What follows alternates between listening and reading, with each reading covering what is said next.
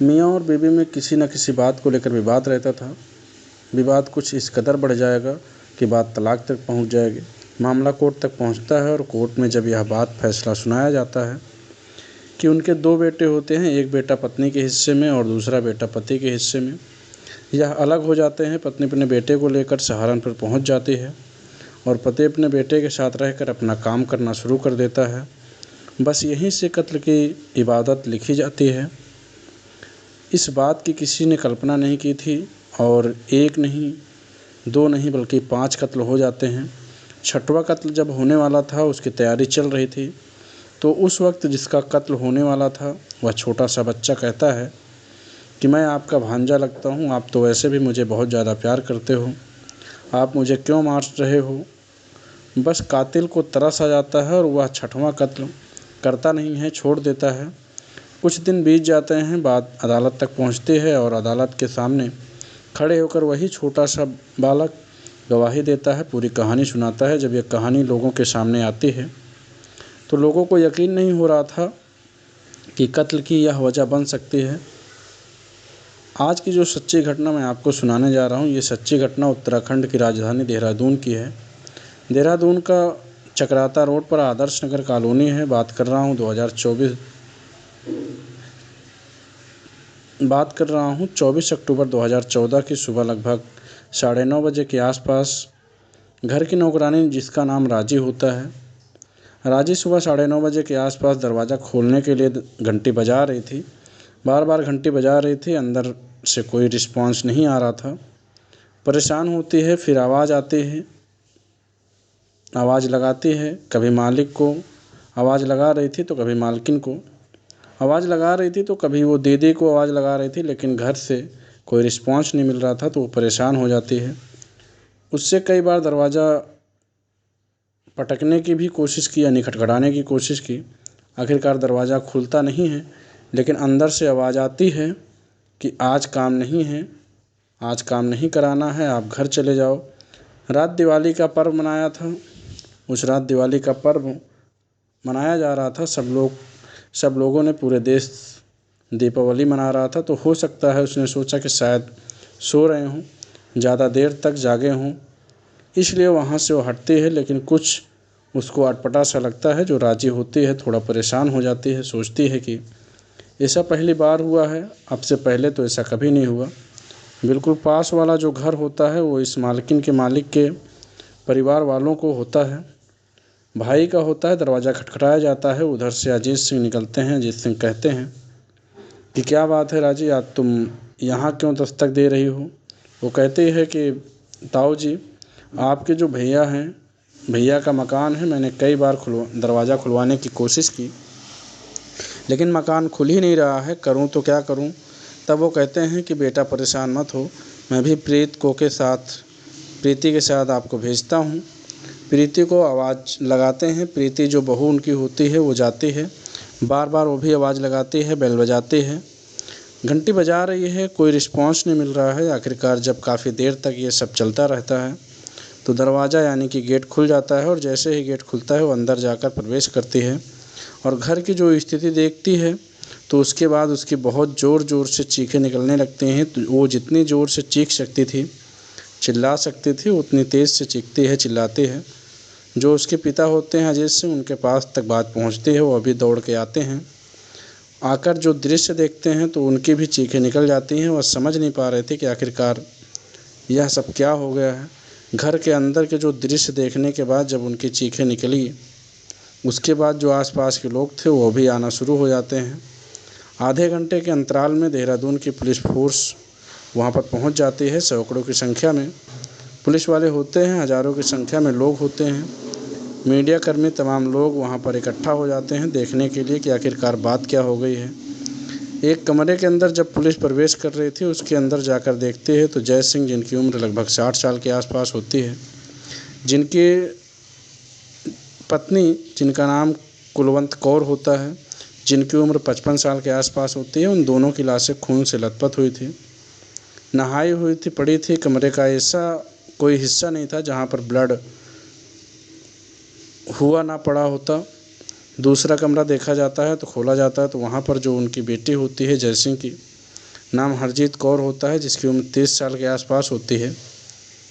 उसकी भी लाश पड़ी हुई थी। उनकी बेटी होती है 3 साल की, जिनका नाम सुखमणि होता है। सुखमणि भी लाश पड़ी हुई थी, यानी कि घर के अंदर 4 सदस्यों की मौत हो चुकी थी, मारे जा चुके थे। तभी याद आता है कि हरजीत सिंह कौर, जिसकी क्या डिलीवरी होने वाली थी, यानी कि 25 अक्टूबर 2014 को उसकी डिलीवरी का टाइम था।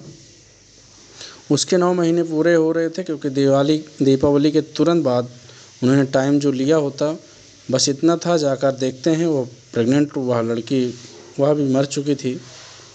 उसकी एक बेटी मर चुकी थी। अब उसके बेटे यानी कि कमलजीत को ढूंढना शुरू कर देते हैं। घर का जो 6वां सदस्य होता है, जो कमलजीत को ढूंढते हैं, एक कोने में वो सुबक रहा था, डर रहा था। उसके जैसे क्या पूरा नाम, पूरा सीन, पूरा का पूरा दृश्य उसकी आंखों में तैर रहा था। जब उसको पुचकार के पूछा जाता है, उसको पानी पिलाया जाता है, उसको सीने से लगाकर उससे पूछने की कोशिश की जा रही थी, बेटा आखिरकार हुआ क्या था।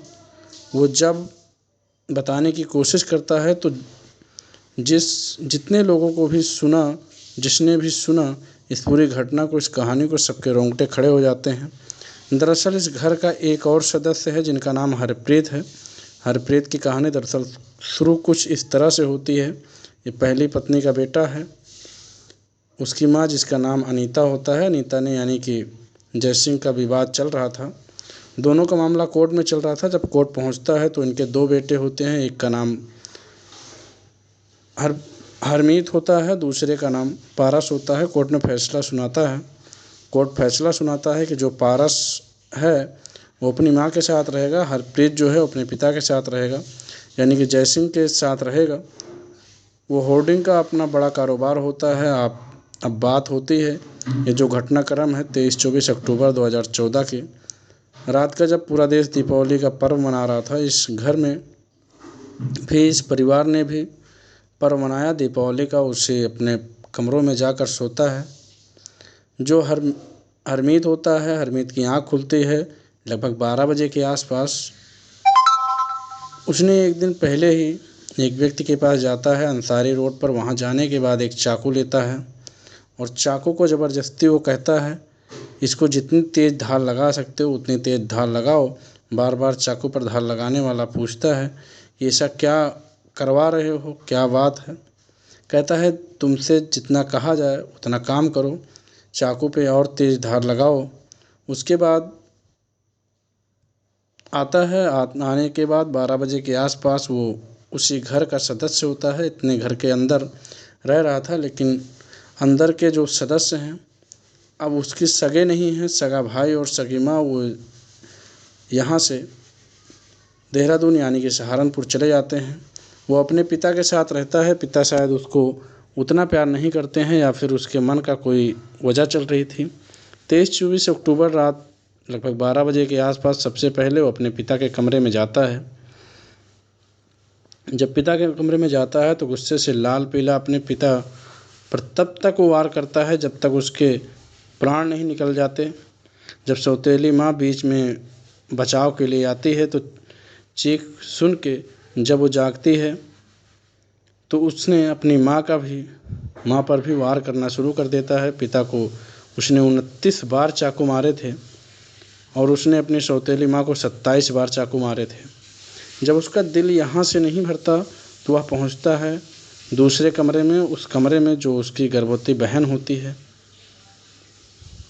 उसके पास पहुँचता है और वह उसको संभालने का अवसर ही नहीं देता, मौका ही नहीं देता।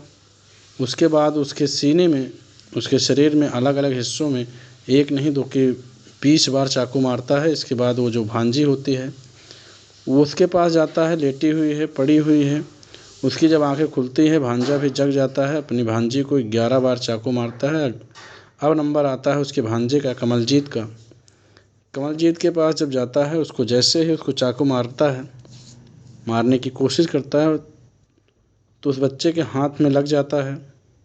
उसके बाद बालक बचने की कोशिश कर रहा था तो उसके पेट में लग जाता है, यानी कि इतनी गंभीर रूप से वो घायल नहीं हुआ था, मामूली रूप से घायल हुआ था क्योंकि बचने की कोशिश कर रहा था लगातार। तभी वो 6 साल का बालक अपने मामा से कहता है कि मामा मैं तो तुम्हारा भांजा हूँ, तुम मुझे बहुत ज़्यादा प्यार करते हो, फिर तुम मुझे क्यों मार रहे हो। जैसे ही कमलजीत ने यह बात अपने मुंह से शब्द बोले, उसके जो मामा थे सुनता है, 22 साल का उसका मामा होता है और तरस आ जाता है उस पर।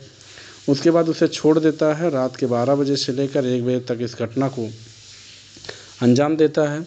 आराम से अपने भांजे के साथ बैठा रहता है, भांजे को वहाँ से हिलने नहीं देता है। पूरी रात ऐसे जग कर निकाल देता है। सुबह 9:30 बजे नौकरानी आती है, दरवाज़ा खुलवाने की कोशिश कर रहे थे तो भांजे ने उठने की कोशिश की, जाने की कोशिश की, तो उसको बैठा लेता है कि तुम यहाँ रहो, जाओगे नहीं। उसके बाद फिर वह पड़ोस में जाती है, यानी कि जो उसके चाचा होते हैं अजीत सिंह पास जाती है।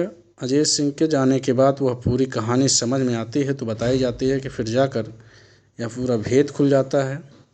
पुलिस ने उस लड़के को घर से गिरफ्तार किया क्योंकि वह भागता नहीं है, उसी घर के अंदर रहता है। उसको भी उसके पास से वहीं मिल जाता है। और जब पुलिस उसे गिरफ्तार कर रही थी तो गिरफ्तार करने के दौरान उसने कुछ ऐसे हरकतें करना शुरू कर दिया जैसे ही वह मानसिक रूप से दिवालिया हो, पागल हो। बिल्कुल पूरी तरह से उसकी हरकतें ऐसे लग रही थी जैसे सचमुच में वो पागल है।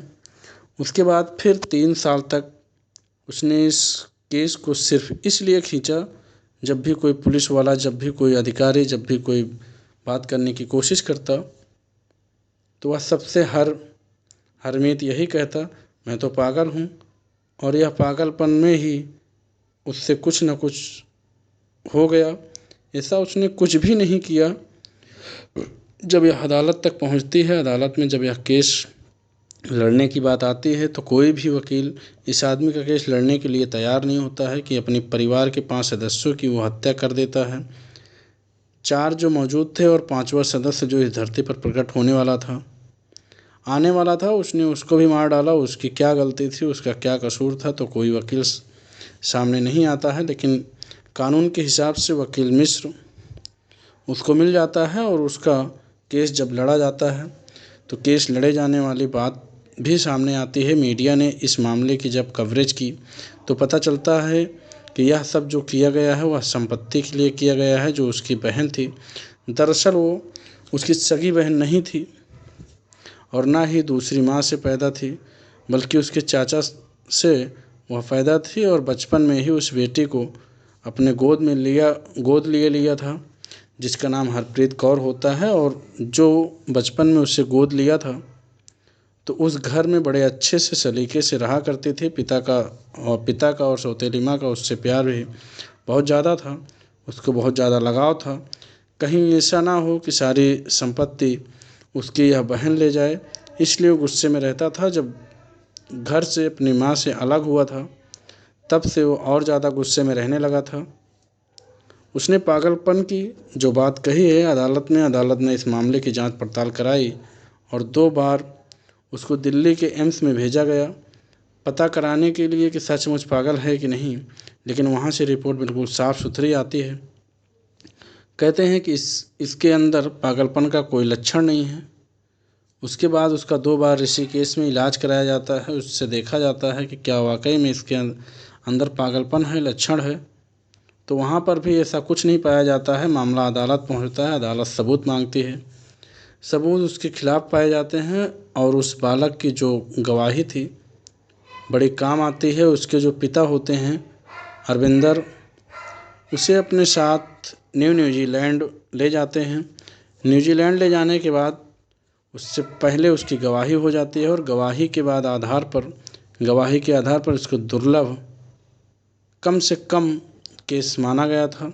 इसको जज साहब ने कहा था कि ऐसा कोई जानवर ही कर सकता है, इंसान बिल्कुल नहीं कर सकता।